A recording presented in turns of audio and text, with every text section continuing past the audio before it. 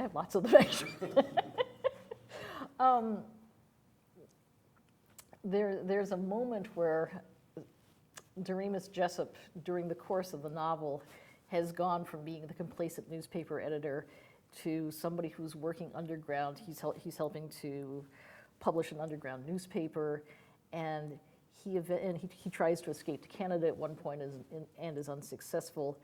And eventually what he ends up doing is working for an underground political organization that is going to try and bring a Democratic candidate back into the United States. And he's in his 60s. He's in some ways he's seen as a stand-in for Lewis. He's a little bit older than your traditional action hero type person, but it gets to the point at the end where he realizes that what he needs to do is greater than anything in his life. So in the sense that he has a wife that he leaves behind. He has a grandson that he leaves behind. His daughter has, one of his daughters has actually become a pilot and turned her plane into a kamikaze and taken out one of the politicians, which is kind of an interesting twist. But at the end, he's decided that the ideas of democracy that he stands for are more important than anything in his personal life. And so at that moment, it's towards the end, there's kind of a melodramatic line about him riding into the red sunset. And it's interesting because it draws together the whole American idea of the individual, the pioneer going out into the West to go and fight the bad guys and that sort of thing. But he's come to it much later than a lot of people. And he's realizing that the greater good sometimes means that individual, personal things have to be put aside. It's kind of like at the end of Casablanca, where, you know, Rick tells Ilsa that the problems of a couple of people don't amount to a hill of beans in this crazy world. And it's kind of the same idea, that there are times where you have to put aside your personal needs in order to work for a greater good, even though it's hard, even though it means you might not necessarily win or might not necessarily live to see the culmination of the democratic ideal, but it's still very, very important.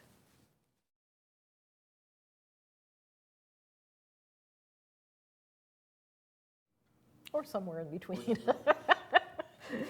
It's probably the somewhere in between. It's fragile in the sense that a lot of people seem to take advantage of it for rather nefarious purposes. It's robust in the sense that there's still a lot of discussion. I think any time that discussion, dissent, debate, whatever you want to call it, is clamped down, I think that's when one has to fear what our democratic system. I must admit, I'm concerned when corporations become considered the same as people, because does that mean that the individual is having less of a voice because corporate entities are able to also have the same kind of say, even though there's a lot of money behind them and their expectations for government may be way different from the individual human being. So I'm kind of in the middle. I think that there's the potential for us to stay a very democratic nation. I think there's also the potential, depending on how the world goes, that we might go the other way. And that's why I like to actually teach this novel every time that we have an election. Teaching It Can't Happen Here to a bunch of kids in college is an eye-opening experience, because they sit there and they say, nah, it couldn't happen. And I say, but you're saying the same sorts of things that these people are saying. And then you get Buzz Windrop has a set of things that he wants to accomplish. And it includes things like, well, sending the women back into the homes, sending African Americans and Jews out to some other part of the country or out of the country altogether, maintaining a strong military, but in order to do that, basically stifling all dissent. And at first they say, okay, well, yeah, maybe that's okay. Oh, getting rid of the unions, maybe that's okay too. And then it gets worse. And if students start thinking through to the logical extreme what this means by saying, okay, you don't count, you don't count, you don't count, and then they realize there's nobody left. There's nobody left but this group who has taken power. It frightens them to death. One of the first times I taught it, Ross Perot was running as a third-party candidate, and Buzz Windrop in the novel is described very much in the same way, with the same kind of physical characteristics, with the little wife back home and everything. And they're reading along, and they get very distressed because they saw the parallels to today, and I think all but one person in the class voted, and that person was living elsewhere and came and apologized to me because he felt so bad about not voting. And I thought, good.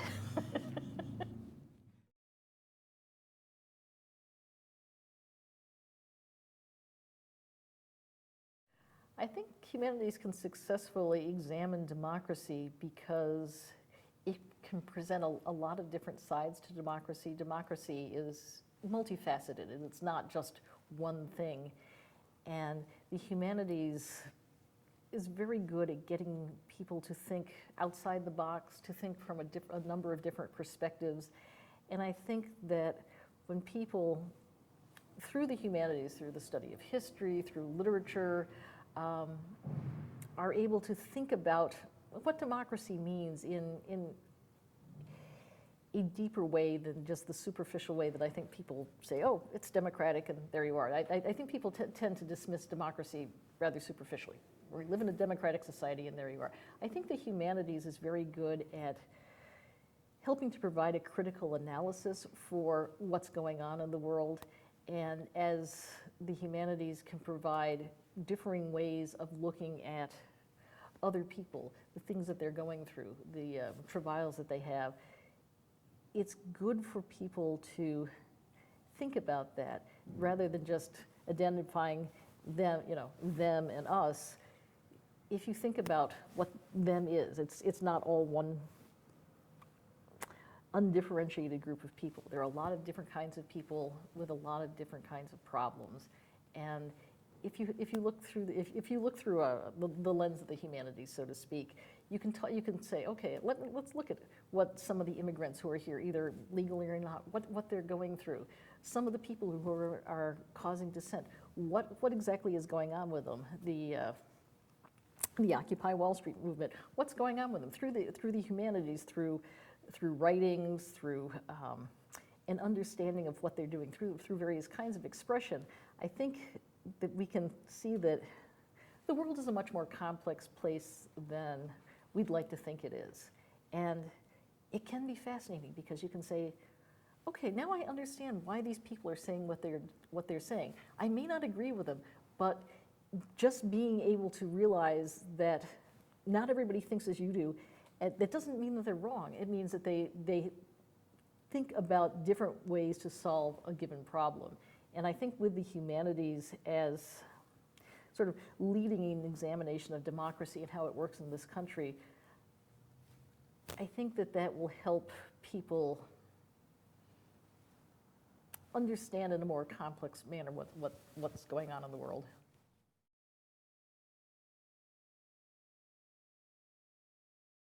As a teacher of literature, a lot. I think the humanities are immensely important just because it's a way for people to understand not only how life is right now, but how life was in the past. And whether you're teaching about the Depression with it can't happen here or about World War II, I think with the humanities, it gives you a way to understand what people were undergoing. So for example, if you're talking about World War II and you're looking at movies of the time and you're reading various writings of the time, you can start to understand the tensions, you can start to understand the fears in a way that just reading, I don't want to say a dry history book exactly, but I think that especially through literature of various sorts, and by that I mean film, radio, anything that gets at the expression of people, you can find out a lot more about them. And so if I'm using the humanities as my prism for looking at the world, whether I'm looking at today's world, whether I'm looking at the world of the French Revolution, if I can understand what ordinary people were thinking about, what they were afraid of, what they hoped to accomplish by the things that they did, I think I think that I can come to a better appreciation of what the world is like. Also, with the study of history, you can sort of see how, in some ways things change, in some ways they don't.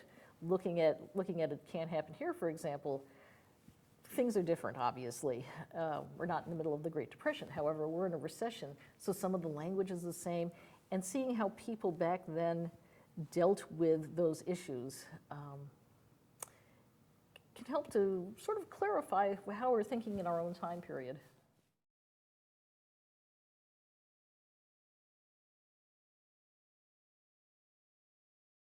I wish that It Can't Happen Here were sort of a curious historical piece and not the incredibly relevant novel that it still is today. One of the things that I think is important to realize about the book is that although the language may be different and some of the specifics may be different, the approach that Lewis took towards American society and being critical of it, and I don't mean that in a bad way, but being critical in a way that you want the country to get better.